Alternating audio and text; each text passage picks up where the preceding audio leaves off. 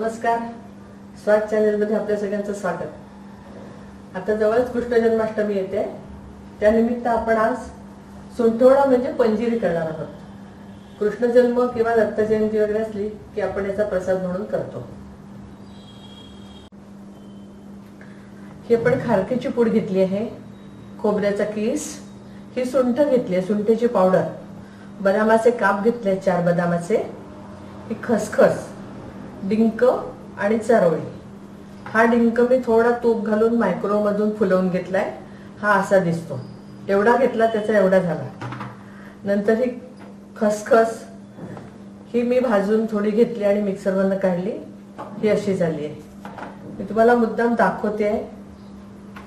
आणि मी पिठी साखर घेतली आहे। आता आपली सुंठ जास्त तिखट असते म्हणून आपल्याला पिठी साखर जास्त लागणार आहे। तर हे 1 वाटी हे सुंठ आहे ना, तर ही जवळजवळ 2 वाट्या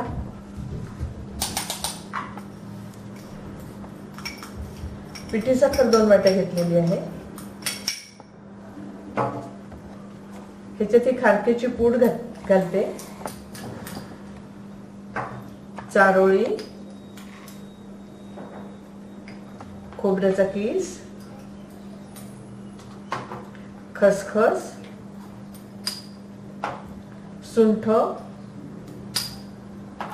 आणि बदामाचे काप।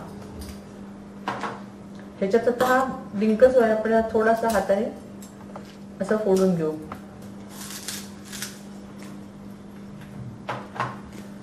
जे डिलिव्हरी नंतर लाडू किंवा पौष्टिक पदार्थ करतात तसं करण्याचा याच्या मागचा उद्देश असावा असं मला वाटतं।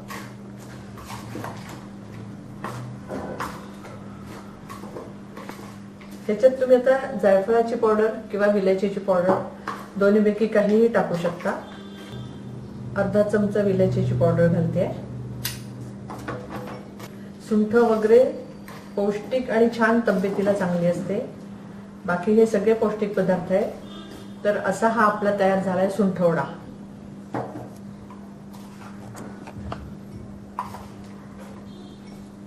हा असा झटपट बनणारा आपला सुंठवडा किंवा पंजिरी तयार आहे।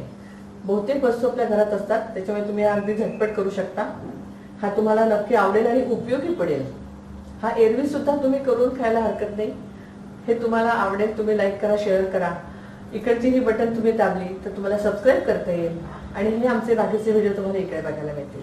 थँक्यू, धन्यवाद।